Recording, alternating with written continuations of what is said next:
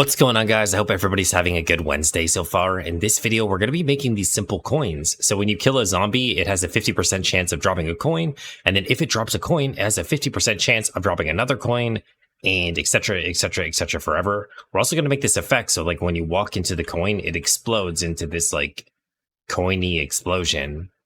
We're not making the user interface today, so that's going to be a different video. We are going to do that in the future, but we'll do like the bombs, the coins, and that kind of stuff separately. I need to draw a pixel coin at some point so that I can put it in the user. I just haven't done that yet. So, yeah. So if you guys are enjoying this series, make sure you like the video and subscribe to my channel. And yeah. Okay, so here we are in Blender. I've already deleted the default cube. So if you are in the default version of Blender, there might be a cube here and you can delete it and then press Shift A.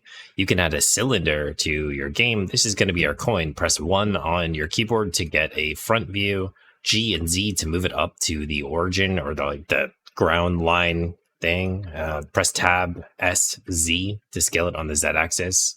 Press G and Z to move it back down so that it's aligned with like the liney thing.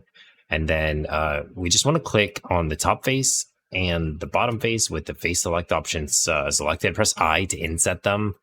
And then you can press Alt E to extrude faces along the normals. Then suck it in a little bit so that you have this. Then you can press line select, which is this one, and press Alt and click on one of these lines. And you can press Control B to bevel it. And yeah, I mean, you can make this as like beveled as you want, you know, and then you could also do that on the other side. You probably should have done them at the same time so they're the same exact. If you selected both of them, they'd be the exact same. This might be too aggressive of a bevel. It doesn't matter. Right click it, shade auto smooth by angle. So then to put the ridges, if you go into edit mode and you have the line select enabled, you can hold Control and Alt and click one of these lines on the edge. Then you can press Control B to bevel these edges. Scroll down on your mouse wheel so that you only get one cut. And you can make this like pretty small because they're just going to be like little cuts or whatever. And then if you press Alt E, you can extrude manifold. And this should extrude it inwards. You only need to do this a little bit. If you hold Shift on your keyboard, it will move slower so you don't like go too far too fast. And we're gonna right click this and shade flat again so that we get the flat angle so that these little cuts can actually be flat and not smoothed out. Okay, so back in here, if you press I think Shift E and you drag it, this will create a crease on this so that when you shade it auto smooth, it doesn't mess up the shading like you saw before. And then you could shade smooth by angle. And this ridge might be too rounded. I don't know. Also, the angle, this isn't working. So you can see here, there's this line because the angle is too much. So I think if we go to one of the settings over here somewhere, there's like an angle amount. Okay, what I'm going to do is I'm just going to select this line. And if you right click, you can clear sharp and clear seam, clear everything. So there was some sharpness on this. You could see like the blue lines that got generated when I did the shade auto smooth. So that should fix that. I don't know where the angle is. And we actually want to do it for this line too. We only want the inner line to be sharp. So right click this and clear sharp. And that should make it more smooth. And then you're going to have to do this on this side too. So you can see that like the angle is not enough for it to count all of these faces. So we just want to clear sharp on all the ones that got generated that are too... The angle is not above like 45 or whatever the default is. I can't find it in the settings. I don't know where it went. It used to be somewhere. I don't remember, to be honest. Anyway, so maybe it's fine. I don't know. Okay, so then we need to do Shift A. And then click text, and then you can press tab and type in the cent symbol. So if you're like me and you don't know what the cent symbol is, you can just go on Google and type in cent symbol and just copy it and paste it.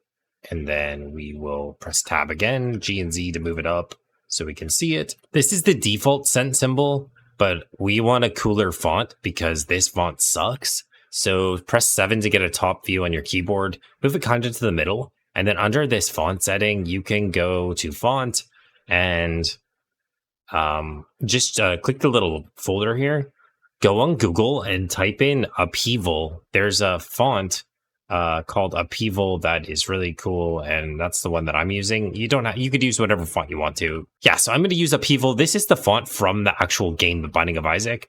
You could use whatever font you want to. This just makes it look cooler. It's more like whatever, right? So then press 7, move it kind of to the middle, and then if you right click this, you can convert it to a mesh. And then you can press tab and press A and extrude it. Make sure you extrude it upwards. I think if you do it downwards, all of the faces will be inverted. Like the normals will be in the wrong direction. So if you're not sure, you can click this little drop down thing and click face orientation. And it will show you if it's blue, that means it's good. If not, you went the wrong way. So like if you did this, let me just press Control Z. If you did this like this, you see how everything goes red? When you put that into Unity, it will be invisible, and it can be confusing to some people who find it confusing or whatever. So then in edit mode, you could just move this down so it kind of intersects or just is on top of this. And then if you want, you could cut this out. So let's get rid of the base orientation. You could press Shift D on this cent symbol, and then press tab and scale it out just slightly, and then press G and Z and move it down a little bit. And then in object mode, you can shift click your penny and press Control Shift B and do difference. This will cut a hole around this cent. So like it outlines it. This only works if you have the Boolean mod enabled. So if you go to the preferences and you go to add-ons, this is the bool tool. So you can use this to cut that object out of the coin, and it adds like a ridge. I'm actually not going to do this because it kind of looks... it's not necessary. Then we could take this cent symbol that we made, and you could duplicate it and just bring it to the bottom as well. And then we can press... Okay, so give it a material first. So just do coin material. And then we also want the ridge to have a material. So if you go and select all of the outside, you can expand the selection 3 or 4 times until you get the entire ridge and add another material. And we will call this the ridge material. Cool. And then these two objects should also have a material. So we'll do text material. This way you can change all 3 of these inside of Unity. And then Control L and link the materials. If you don't do this, only one of them will get... You have to do it on both of them, right? So only one of them will get the material if you don't link the materials together. And yeah, I mean, I think that's it. Oh, you gotta do the UV map. So if you press tab and go into like edit mode, actually join all these together first. Select all 3 of the objects, press Control J, and then press tab to go into edit mode, press A to select everything, press U on your keyboard. You can just click Smart UV Project. We're gonna add a gradient in Unity. If you don't do the UVs, this is like where the texture will actually get drawn. If you don't do the UVs, it will be wrong. So yeah, the gradient won't work. It will just all be one color if you don't do the UVs. So I think that's all I did to make the actual coin itself. I think this looks pretty good. So if you're done, you can save it. So I'm going to save mine as coin 2024-06-26. And then I'm going to export it as an FBX file. So just change this to FBX unit scale, turn off bake animation. I think that's really it. So let's put this in our downloads folder and export it. Okay, so back in Unity, I've created this new folder structure because I'm going to start getting more objects in my game, and it's going to be too much. Like right now, I've just kind of been putting everything everywhere. So I've created a new folder, and there's going to be a folder inside of like, so I created a folder called objects, and then models, and then drops. So there's going to be like cards, coins, there's all sorts of different like hearts and stuff like that could be drops. And we're just going to drag this coin into the coin folder. And you can see there's already one there from yesterday when I made this. So let's do this. And oh, my 2024-2025. Nice. Good work. Anyway, so then on the right here, change read write to be on if it's not already. Oh shit, this is the one I just made. So the other one I labeled wrong. But yeah, turn on read write on the right here and click apply. And then you could drag the coin into your scene, and then you can lock the scale. and just move it up so it's above the floor, and you can make it whatever size you want to. Just drag it to be bigger. Something like that looks fine for now. So then I'm going to put the coin materials that I already have on this one. So let's see how that looks, and then we'll go from there. So we're going to right click this and click prefab unpack. And then we can go to the mesh renderer and the materials, and we'll just drag these on there. So is this even the right one? Hang on. Yeah, this is the new one. There should be a ridge material too. So anyway, let's just drag these materials on here and we'll see what it looks like. Ridge material. Okay. Why is there not a ridge material? There's 3 materials here. Let me just click tab and let's just select one of these. Oh, maybe I didn't click apply. Okay, so back in this, we're just gonna, if you press Alt and click the line, it will select everything as long as you're in face select. And then I've set minus to be my expand selection button, but yours might be different. It looks like we didn't assign this ridge material, so make sure you assign it. Let's just give it a different color, and we'll go into material previews so that we can see that it's different. And let's give coin material a, text material black or something. There. So now we know that all 3 of the materials are applied correctly. So then we can go back and we will export this again. So file export FBX file. You can use, if you have it open still, you can just use the same settings. It should remember the last settings that you had. And then you can just drag this from here right over top of your other one in here. So we'll delete the new one. And then we'll drag this one here. Delete this, drag this here, prefab unpack, walk the scale, make it bigger, and then just drag it upwards so you can see it. And then, so now that we have the 3 materials, we just want to go back in here and apply these ones that we just did before. So for right now, we're going to put the text and the ridge to be the same so that they match. And we're going to have to adjust this gradient. It doesn't look as good as the other coin. It looks different. So we want to adjust the colors to work. So I have this shader called cartoons. Okay, so if you right click, you create a material, right? And let me just do that. I'll make a material. Hang on. Coin material tutorial.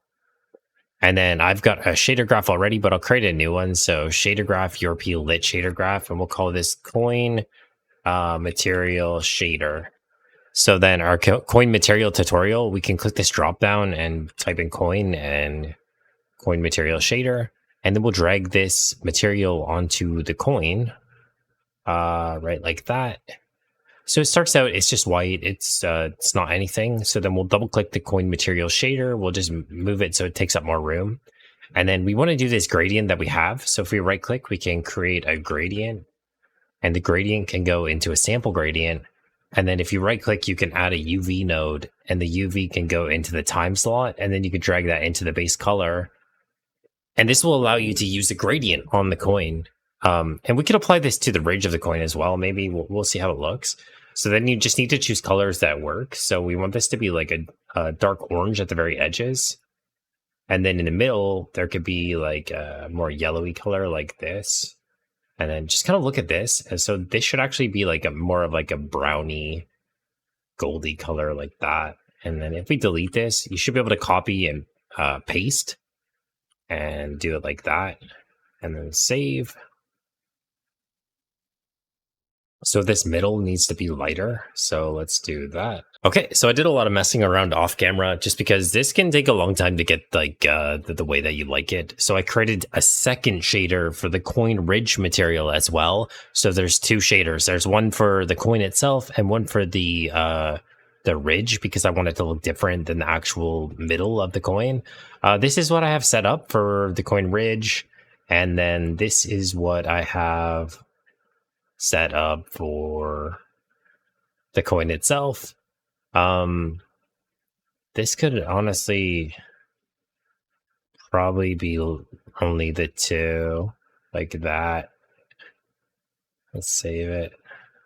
No, put this to yellow. Yeah, that's looking pretty cool. But anyway, so you can mess with this and get it the way you want it. So when you put this on, it's not going to work properly. And that's because you need to unwrap it better in Blender. So let's go back to Blender for a second. And I have unwrapped the coin correctly. So the way that the coin was set up before, all we did was we clicked A and we right clicked and we clicked, U, and we used Smart UV Project. This actually isn't good enough. So you need to cut this out so that it will look the same. So at the very least, you need to go to the UV tab in Blender, select this front face and click 7 on the keyboard. You can click U and project from view, which will do the angle that you're looking at it. So like if you did it for like this, for example, see how it's on an angle now? So if you press 7, you get an exact top down view and you can project from view. Bounds means it will take up the entire thing. So think of this square box in the background. There's going to be the gradient over top of this box, and that's where the gradient will be applied. So you need to put a seam all the way around. So if you get edge select mode, you can select this face. And if you press Control, you can click and select this outer face. And then when you're done that, you can right click it and mark seam. And then when you're done that, you can, if you go to the face select, actually, if you just select this outer face and then select all of these triangles, then you can press U and just unwrap just this selection. This will put it into a top down so that the gradient is applied all the way around the edge of the coin correctly. So the gradient goes all the way around the edge, and it looks really shiny. So you just have to cut it out like you would a piece of paper. So you add cuts. Also the C, you can see we removed all those lines. So before there was like a bunch of like lines going through this. If you go into edge select, you can select them and you can right click and press dissolve and get rid of them. And then after you're done that, you can unwrap it. So cut all the way around the C, like at the top. So like you'll select like this and this and this, etc. Go all the way around and right click and mark seams on the top and the bottom. And then you can press L to select the entire shape and press U and unwrap, and it will unwrap it as an exact C. If you are having trouble seeing on the left side here, you can press Control H, Shift H, and that will hide everything except for what you have selected. And like I said, the gradient will apply from the left to the right on this entire square, and wherever this is inside of this will get affected by that. So hopefully that helps. I will be attaching this entire coin to the description of the video. So if you don't want to do this, you can just download the coin from the description of the video that I have. Okay, yeah, so now we need to add physics to the coin. So you can see that I've created a physics material called Bouncy here. To do that, you could just right click at the bottom, create and physics material right here. And it didn't work, so I should do it a second time, and we'll call this Bouncy tutorial.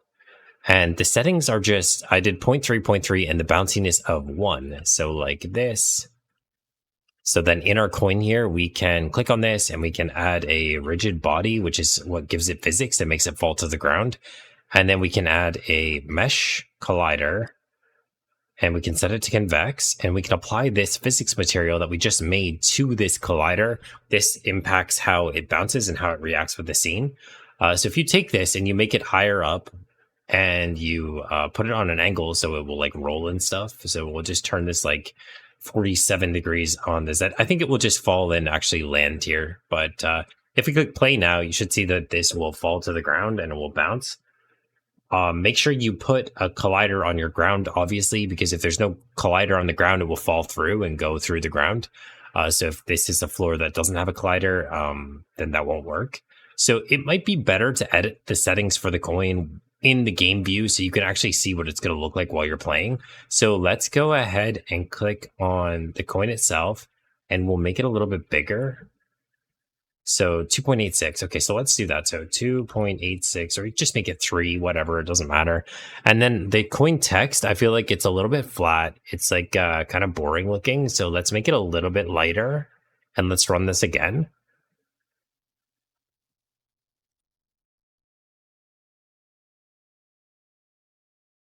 Okay, so now we want to just change this while we're using it. So maybe turn down, play with the smoothness and like the colors and stuff. So let's make it a little bit less smooth. Oh, we just picked it up. Crap. Oh, yeah. So the way that we're picking it up is if it has the word coin in it. So it doesn't matter that we didn't add the script to it yet.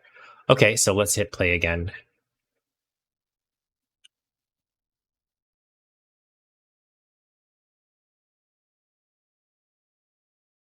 Yeah, so I mean, just you can make it black if you want. You can make it white. You can make it some other color. Maybe like really light like that. It could be smoother, so it's like ultra shiny like that. I really like that a lot. If you change the materials while you're playing, it doesn't impact it like so if you change settings like the size of this during the game, it doesn't like after you get out of the game, it will revert your changes, but changes to materials work even while the game is running. So I think this looks really good. You can obviously just mess with the colors and get it however you want. So now we need to make this effect. So when you walk into this, it's doing this. I'll show you the code quickly, but if you're not following my project, this code probably won't really make a lot of sense. So let's first start with the spell script. So spell is attached to the attacks that my character is doing. So if our spell, which is the attack that's coming out of my player's staff, hits a unit, which is the enemy type, it will play the noise for damaging the enemy. And then if the unit's health is less than or equal to 0, it will go through the player's available drops. Drop is a scriptable object that I made for all of the drops in my game, and it will instantiate a copy of this prefab at the location that the enemy died, and then it will add force to it to make all of the coins go flying. And it's saying while random value is less than equal to drop chance. So let me get out of this for a second. So inside of my resources folder, I have this scriptable object that has a drop chance of 0.5. I've set this up in a way where if I want to add 5 cents as the next thing, I could just change the colors on it, and I could right click and create another drop and call it 5 cents. And automatically this would be added to the drop pool because I'm going through all of the player available drops. And then I could make 5 cents have like a lower drop chance. So like 0.1 or something, or maybe it's 0.01. And then I just have to drag the prefab that we've just made into this slot. And it will automatically be dropping that. So let's get rid of 5 cent for now. We're not going to be doing that right now, but that's how this is working. And I'm going to be attaching my entire project to the video for free. So you're welcome to download it. If you've been following along, I'm not going to go through this code because it's pretty complicated. But to make a scriptable object, you can just make a C# script. This is the entire thing, right? That's all. So you just create it. You change it to inherit from scriptable object instead of the usual thing that, mono behavior. So you're just using a scriptable object instead of a mono behavior. And then you can add as many drops as you want.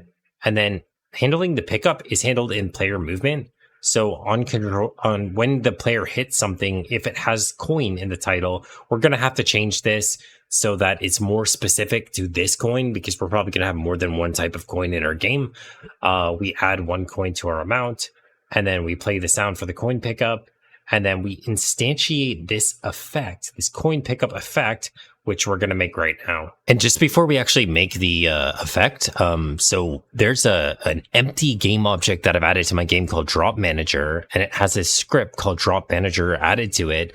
And this is what actually loads all of, so I have a list of drops in my player static class right here. Yeah, so right here, so player available drops. I've created a list of this scriptable object, and then in the loading of the game, like in the start script, I'm adding all of the drops from the resources folder called drops, which is this folder right here. So anything I add to this folder will automatically be added to the list. So when I kill enemies, it will anything added to this folder will be able to be dropped. Okay, and before we actually make the effect, you need to go into the graph inspector of one of your gradients, whichever one you like the color of better. And you just need to turn on support VFX graph, because we're going to actually use the gradient to for the coloring of like the explosion of the coin. And then you can save it from there. If you don't see that option, you need to go into edit preferences. And then in visual effects, there's like this option for experimental operators and blocks. You have to turn that on if it's not on. But yeah, so then if you right click at the bottom, let me just get a folder that makes sense for me. I'm just going to put it here because I'm going to delete the one we're making after we're done making it. So you can right click, create a visual effect graph, and we'll call this coin explosion. And you can drag that onto the screen. If you don't have the visual effects graph option, if you go to the top in the window package manager, you can go into the Unity registry and type in the word visual. And it's right here. You can click install if it's not there. So after you've created this, after you've dragged it in, if you double click on it, it will zoom in on it. And then we just need to go into this edit button on the right, and we're going to edit this this coin explosion. Okay, so the first thing we're going to do is we're going to zoom in on the very top portion where it says constant spawn rate. We're going to delete this node, and then we're going to press spacebar and type in burst, and it's just going to be a single burst.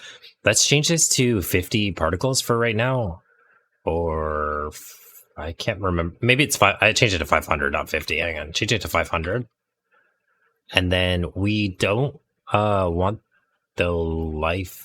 We could leave it as that. So in here, just click on one of these and press spacebar and type in the word sphere. We're going to set the position to an arc sphere. And then after this, we can right click on the left and create a node and get position. We can put this into a multiply node. And we're going to put this into the bottom node. And then we'll change these top three to be 0, 0, 0. So this is the speed at which the particles. Okay, so here we're setting the position to a sphere. When we get the position, we're getting the position from the center of the circle to where each vertice spawn or each particle spawns. So when you increase this number, it will cause it to go flying like outwards like this. So that's kind of the effect that we're looking for. And then we want to set the size over life to be the opposite. So at the very bottom of the output particle quad, there's this set size over life option. Just drag this first one up to 1. And you can drag, just make sure it's past just 0.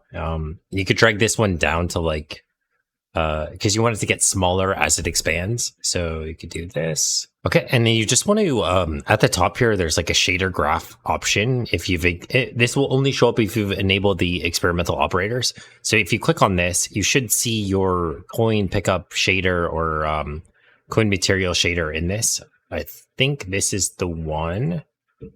So when you set this, you can see that it applies to all the particles. And when we save this, it runs and it's kind of cool. So let's set the last key. So at the very top here, delete all these keys. The very first one should have 255 alpha, and the very last one should be 0. And then if we save this again, so then in here, we want to set the scale. Set scale. And we'll just drag this down here. And we're going to make this randomized. So if you drag this down a little bit at the top, there's like a random option per component. And we'll just change this between 0.8 on all three to 1.2. Because we're using squares here, this really changes how it looks. So like if you look at each of these, there'll be a different size in each of the axes. This makes it look better. And then we want to set the angle to be random as well. So set angle random per component. And it's just the Z axis that we're interested in. So 0 to 360. So like when these particles come out, they're all going in like different directions. I don't think this is what mine looks like. So I'm just going to go into mine and I'll see. So what do I have here? Okay, let me dock mine. And this is the one that I actually have. So it is 500.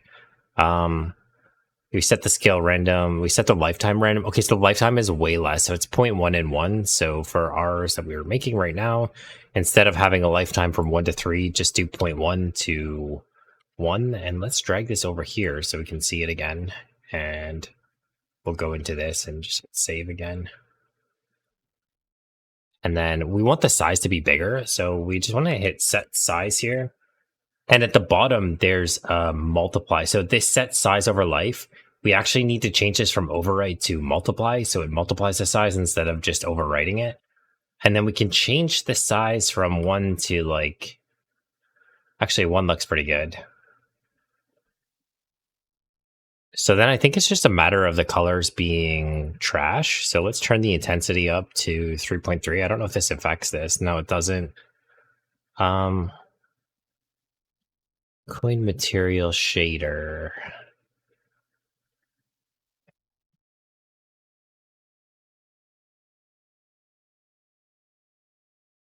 Yeah, so ideally this would be a little bit more bright, but because we're using a shader, we can't do that. So really we need to create a third shader. So if you go and you take your coin material shader, you can copy it and paste it, and you could call this coin material shader effect. And then we can change this to the one that we just made. And then if you go into the shader, this will affect the actual color output. We probably want this to be additive or something. So let's just see if we can pause this. So if we press, click on this and press play, we can pause it. Pause. Right. And then we'll get the game view so we can see these particles. And then we want to change this so it looks better. So let's turn off casting shadows and receiving shadows for this shader effect. And we could actually change this maybe to unlit. Oh, it's not going to play it again automatically. Crap. Yeah, we'll just hit play again. Play pause. Okay, and then we just want this to be more glowy in the middle. So let's just turn this to yellow and turn up the intensity a little bit so that there's actually like a glow to it. That is it. It kind of sucks that it doesn't do it in like real time or whatever. And there's no metallic or smoothness. So you can delete these because we're using unlit, so it doesn't matter for that. Let's dock this again, and we'll hit play. Oops.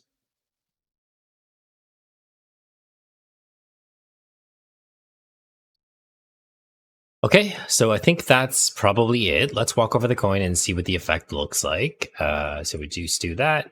And, you know, it's just a small effect. You could obviously change the colors however you want. Shaders are, you can look into doing a shader and making it customized. This video is already too long, so I'm probably going to spend more time on it, but I need to post a video and I need to go do other things.